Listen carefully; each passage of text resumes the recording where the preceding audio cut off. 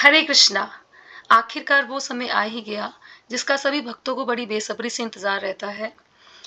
इसको भीष्म पंचक कहते हैं, जो कार्तिक मास के शुक्ल पक्ष एकादशी से प्रारंभ होकर पूर्णिमा तक चलता है। तो इन इसको भीष्म पंचक इसलिए बोला जाता है क्योंकि भीष्म पितामह, जो कि अपनी नैष्ठिक ब्रह्मचारी प्रतिज्ञा के कारण बहुत ही ज़्यादा अ, दृढ़ माने जाते हैं। इन्होंने जब वो मृत्युशैया पे थे, तो इन 5 दिनों शारीरिक तथा मानसिक रूप से तपस्या की और त्याग किया, जिसके कारण भगवान कृष्ण ने प्रसन्न होकर उनको वरदान दिया कि जो भी व्यक्ति इन 5 दिनों मेरी भक्ति, मेरी आराधना करेगा, शारीरिक तथा मानसिक तपस्या करेगा, उसको मैं अपनी शुद्ध भक्ति प्रदान करूँगा और अपने चरणों में आश्रय दूँगा। तो वैसे तो चतुर्मास कई भक्त चतुर्मास करते हैं, 4 महीने तक उपवास करते हैं, तपस्याएँ करते हैं, कठिन साधना करते हैं, परंतु जिनसे ये संभव नहीं हो पाता, वो कार्तिक मास में व्रत का पालन करते हैं पूरे 1 महीने तक। परंतु अगर जिनसे ये भी नहीं हो पाता, तो ये एक बहुत बड़ी अपॉर्च्युनिटी मिलती है कि इन 5 दिनों हम अपनी भक्ति को बढ़ाएँ और भगवान कृष्ण की के लिए कुछ अपने शरीर और मानसिक तरीके से तपस्याएँ करें। तो इन दिनों आप 5 दिन ब्रह्म मुहूर्त में उठ सकते हैं, सूर्य उदय होने से 1.5 घंटा पूर्व उठ सकते हैं, ठंडे पानी से स्नान कर सकते हैं, सुबह-सुबह भगवान को दीपदान कर सकते हैं, तुलसी को दीपदान कर सकते हैं। इन दिनों भगवान, जैसा कि आप मेरे पीछे देख रहे हैं, यशोदा दामोदर जी की पूजा होती है।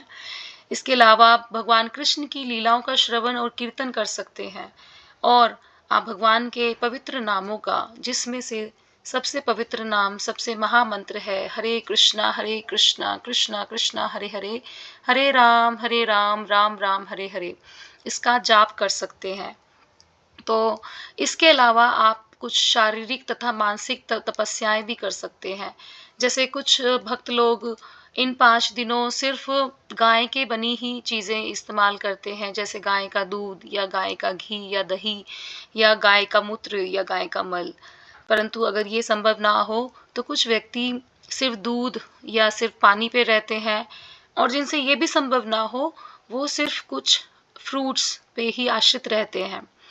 और अगर किन्हीं से ये भी संभव ना हो, तो वो चावल और मूँग दाल की खिचड़ी बनाकर ओनली समय शाम के समय ही इसका सेवन कर सकते हैं। तो इस तरह से तपस्याएँ करने से हमें हज़ारों-हज़ारों गुना फल मिलता है, जो हमारी पूरे साल भर हमसे जो अपराध हुए होते हैं, गलतियाँ हुई होती हैं, वो सब भगवान क्षमा करके हमें अपनी भक्ति में आगे बढ़ने का मौका देते हैं।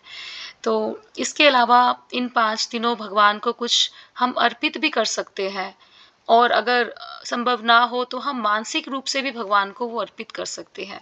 तो प्रथम दिन भगवान को अर्पित होता है भगवान के चरण कमलों में कमल का फूल। दूसरे दिन भगवान को अर्पित होता है बिल्व फल, भगवान की जंघाओं को। तीसरे दिन भगवान की नाभि पे अर्पित होता है चंदन का इत्र। चौथे दिन भगवान के कंधों पर अर्पित होता है जावा फल, और 5वें दिन भगवान की सिर पे, मस्तक पर अर्पित होता है मालती का फूल। तो मेरी सभी से प्रार्थना है और आशा है कि आप इस व्रत का अच्छे से पालन करेंगे और अपनी भक्ति को आगे बढ़ाएँगे। हरे कृष्णा।